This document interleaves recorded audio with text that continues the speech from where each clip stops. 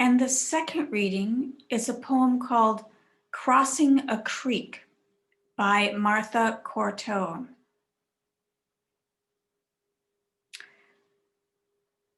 Crossing a creek requires three things: a certain serenity of mind, bare feet, and a sure trust that the snake we know slides silently underwater just beyond our vision will choose to ignore the flesh that cuts through its territory, and we will pass through.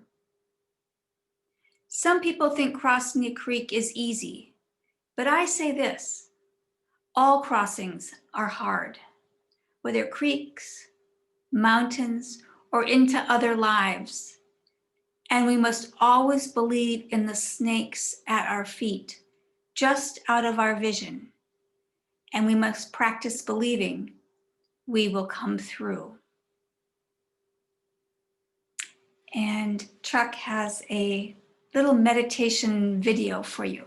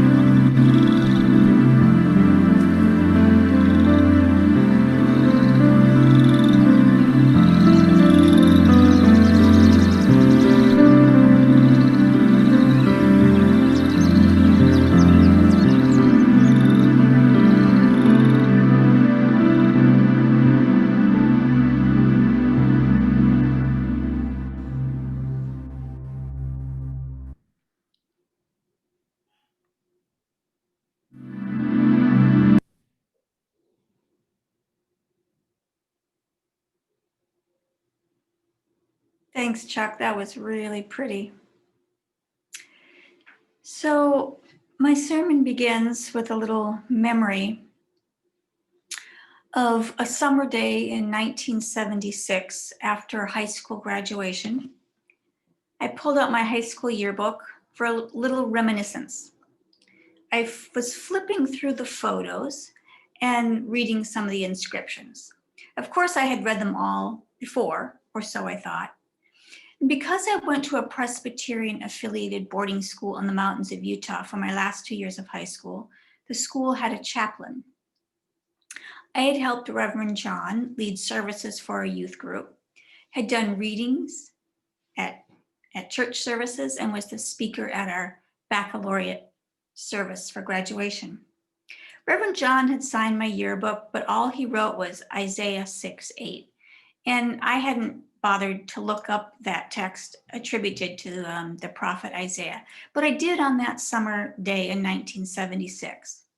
And it says, "Then I heard the voice of the Lord saying, 'Whom shall I send? And who will go for us?' And I said, 'Here I am, send me.'"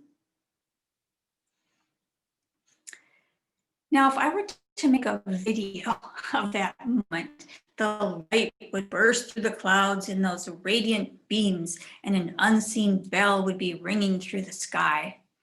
My mouth would be open in a combination of wonderment and recognition, kind of like holy bleep. In that moment of reading the text from Isaiah, I thought to myself in the flash of an instant, well, duh. Whoa, I'm supposed to be a minister. How did I not know that before? And I knew that a powerful, unmistakable event had just happened. But sometimes it takes our rational mind a while to catch up with our heart or to our intuitive knowing. So I thought about the yearbook moment for some months, wondering if the message was really that obvious. That year I was working in a fabric store, pondering my future, and eventually I was going to apply to graduate school. I went off to college um, and ended up studying. I was going to do education, then I ended up in women's studies and religious studies. And after that, I was working in a fabric shop, knowing that I was going to apply to graduate school, and I was likely to choose between seminary and fiber arts design. So I tracked down Reverend John and discovered that he was serving a Presbyterian church in Illinois. I called the church. The administrator asked my name and put me on hold. John came on the line, sounding delighted to hear from me. And I explained the yearbook incident and told him that I was thinking about seminary. And his reply was, "I have been waiting for this call and wondering when it would come." The yearbook moment and that conversation with Reverend John were defining moments. Something had rung deeply true in my being. I was awakened and changed. And that knowing impacted the rest of my life. Like Robert Frost standing at a crossroads, I headed down a particular path. And now that I've retired, I'm taking the other path, mostly making a lot of quilts. But the choice of a vocation is a defining moment for so many of us. Last year, our daughter, Alice, whom many of you have met, who loves the wilderness and majored in natural sciences in college and was thinking about pursuing outdoor education and leadership as a career, she took a course to become an EMT. And near the end of her program, while she was living in Seattle, she called us really early one morning, just bursting with excitement and this sudden knowing, a defining moment. It turns out, as part of her EMT training program, she had just spent an overnight shift in the ER room of a local hospital. She described her fascination with everything that happened and knew as the night wore on that she wanted to be an ER nurse. She's now living in Denver, and she works as an EMT in a mobile urgent care clinic and is taking her online prerequisites for nursing school. After she described that powerful awakening, I told her a story that I had told her a couple times before, but which she didn't remember because it really had no particular meaning yet. It just kind of didn't take hold. The story takes place at one of her preschool teacher conferences. She was either 4 or 5. Her teacher gave a detailed accounting of a behavior pattern she had witnessed in Alice.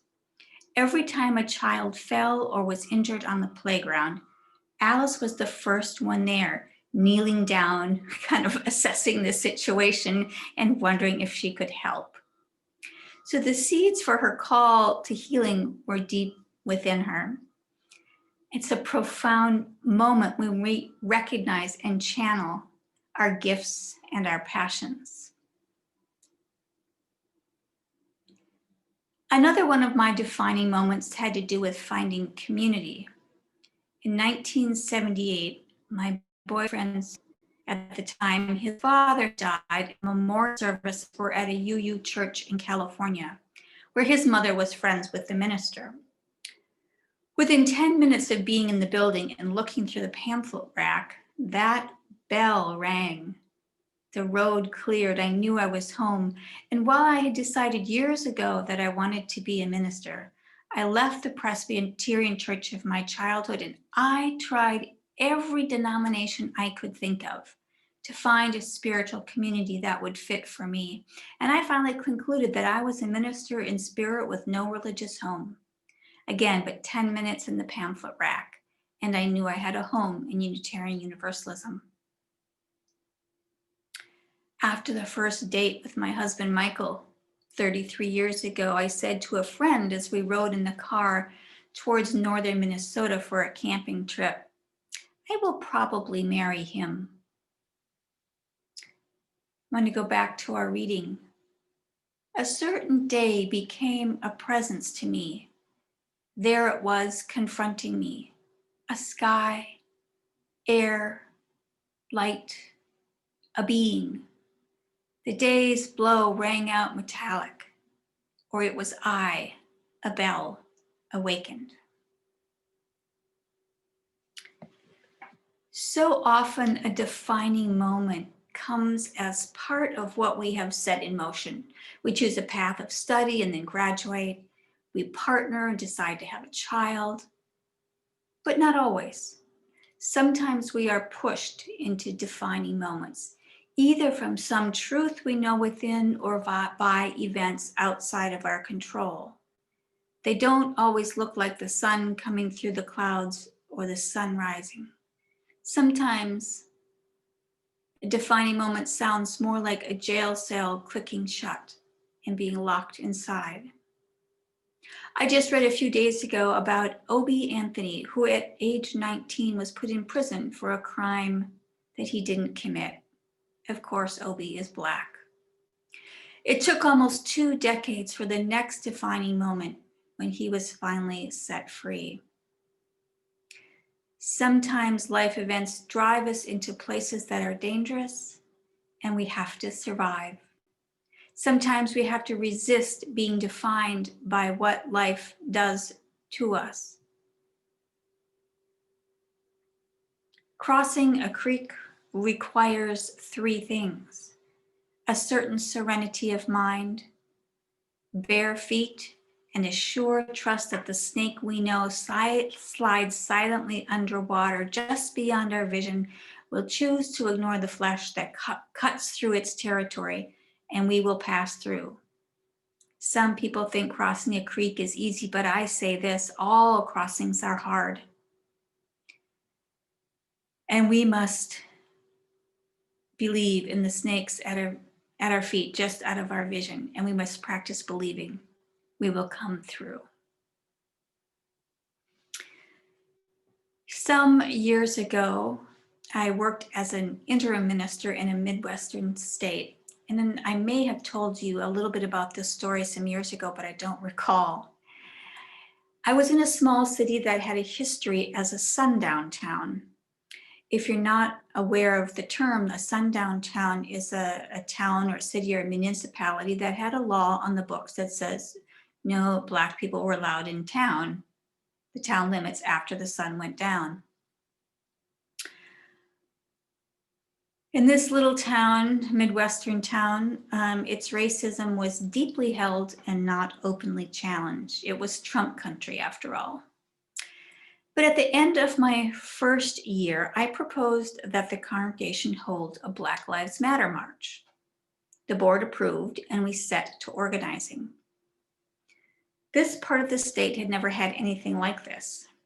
We planned for 6 months, and finally the day arrived. After our Sunday service, several local faith leaders led us in prayer and song.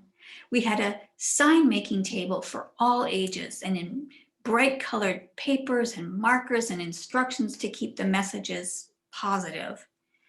We had dozens of balloons for children to carry so that no one could call us scary thugs. And we were joined by 350 others from a 50-mile radius.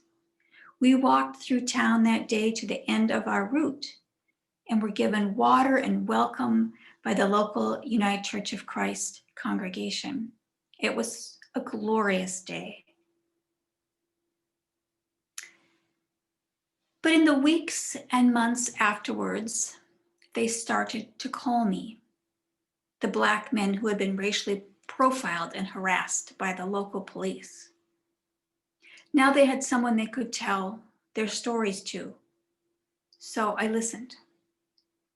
Thanksgiving weekend, I got a call from a young Black man who had been badly beaten by the police, harassed and then attacked and arrested for resisting arrest while he was being beaten, while waiting for outside a bar for his ride home from the bartender who was finishing up her job. So I got together with this young man and I held this 30-year-old, 6'2" Black man while he sobbed in my arms. I told him he was beautiful, even though the police had broken his eye sockets and his face was bruised and swollen. He confided to me that the police officers had threatened to kill him on the way to the county jail. I thought about this for a few months, and then I had a defining moment. I called a press conference for a week later, and with a sickening, sinking feeling in my stomach, I took a deep breath, put on my robe and stole, and I was joined at the city hall by some interfaith activists and a few members of the church to make what the late John Lewis would call good trouble. I made a statement about the need to explore racism in the local police force. In the following days, while I was out of town on a planned vacation, I started getting toxic phone messages and emails. And then after being visited by the local police, the UU Church Board put an article in the newspaper, throwing me under the bus, saying I didn't have their permission to say what I had said at the press conference. Mind you, my first words at the press conference were, I am speaking only for myself today, as a leader of faith. And the board had a copy of every word I said at the press conference, including my appreciation for police officers who serve with integrity and compassion. And then I started getting death threats. My address and picture were posted on the police union website. The Congregational Board's action was picked up by the press and was all over the UUA. I mean, 25, the UUA in Boston had it on UU News in the World. Within a few days, some colleagues saw it and they contacted me and they organized a letter signing. Within 24 hours, 250 UU ministers from all over the country sent a letter to my board letting them know that they stood by me and that I had done what all UU clergy and lay people were asked to do in this time. But here's also what matters. The white, liberal, do-good privilege of my former congregation members, who I loved and still love, was so threatened by my speaking the truth that they threw me to the wolves. Some people in the congregation were threatened because these police officers were their neighbors or their students in third grade. I had ripped the curtain off their nice town and shown the underbelly, and some of them were furious with me. Escaped slave turned abolitionist Frederick Douglass said, "Power concedes nothing without a demand. It never did, and it never will." And this whole experience, I would say, was the beginning of my real education about racism in America. The board and I went into a grueling mediation process. Eventually, 6 weeks later, the morning of the second annual Black Lives Matter March, the entire board came forward and stood in the service and apologized to me, said that they were marching that morning and invited the congregation to join them. We only had 150 that year. The damage had been done. But that morning at our UU congregation, The preacher in this Midwestern UU pulpit was a Southern Black UU minister who told the truth in a deeply pastoral manner with the authority of his own life about what it means to live as a Black child and a Black man in this country. The fear that courses through their veins every day, the hatred and suspicion directed at them every day, the universal terror of the police. I think that was a defining moment for many in the congregation. I think they finally believed, or at least began to believe, that racism was real. They had met one of its targets face to face, and he was part of our faith family. Interestingly enough, a couple of months later, I was awarded Person of the Year by the local newspaper. How interesting is that? On January 6th, just a few weeks ago, our nation faced another profound, defining moment as we watched a deadly insurrection at our Capitol, instigated by our former president. Lots of folks are still in denial, still refusing to see what many of us have seen for more than 4 years in 45, let's just call them. But for others, January 6th was a deeply rattling call to awakening. Why were the police not prepared? Who was in on this plan that made entering the Capitol so easy to accomplish? Why were the requests to the military for backup first denied? And as the days go by, the questions turn to what should the consequences be for Republican lawmakers who were present and participated?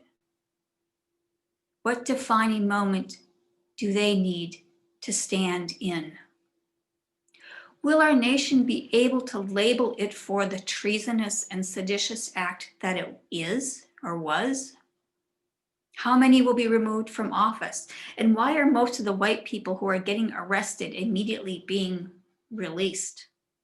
We know if they were people of color, they would be in jail and they would have been shot at the Capitol.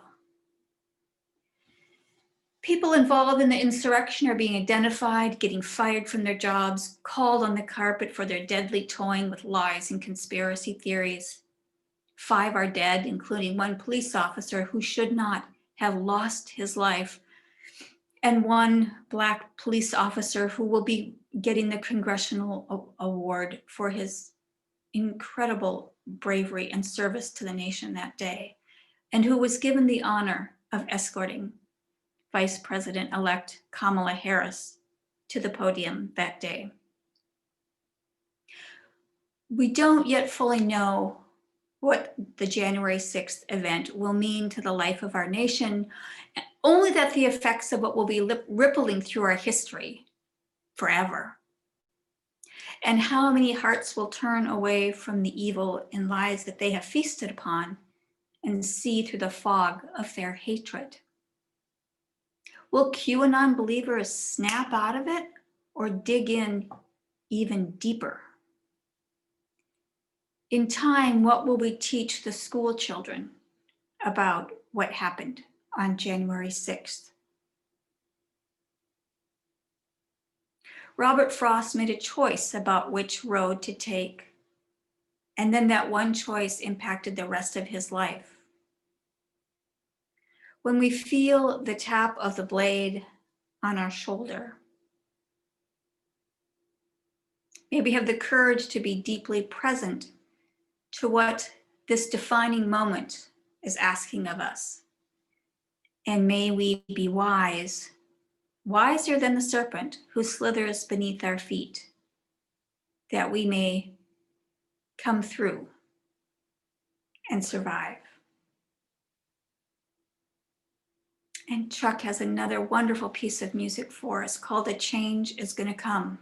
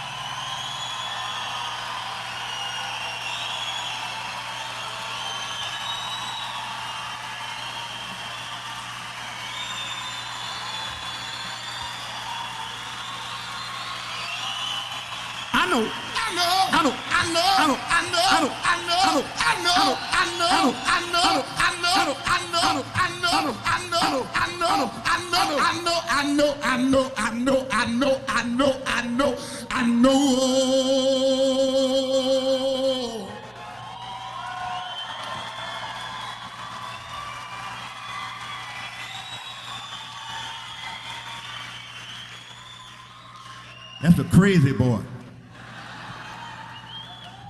Change,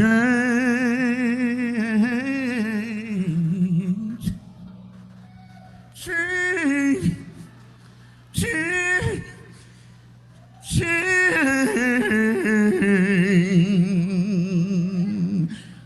change. I'm not talking about pocket change. Change is gonna come.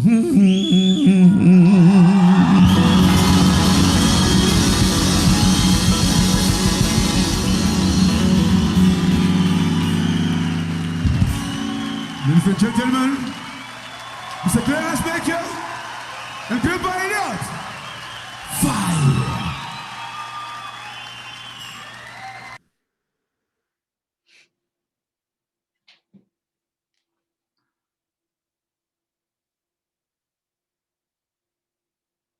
Okay, that was a powerful thing to witness.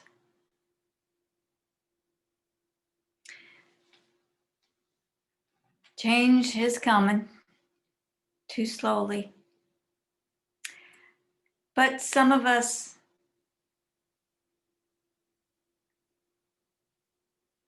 hopefully most of us were able to see the change that's coming that was voiced by the brilliant Amanda Gordon, the young Black woman poet laureate who read her poem, The Hill We Climb, at the inauguration.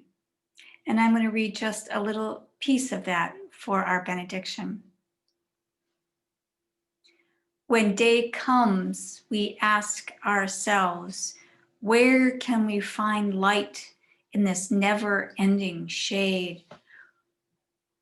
The loss we carry, a sea we must wade. We've braved the belly of the beast. We've learned that quiet isn't always peace, and the norms and notions of what just isn't always justice. And yet the dawn is ours. Before we knew it, somehow we do it. The new dawn blooms as we free it, for there is always light, if we are only brave enough to see it, if we're only brave enough to be it. Blessed be.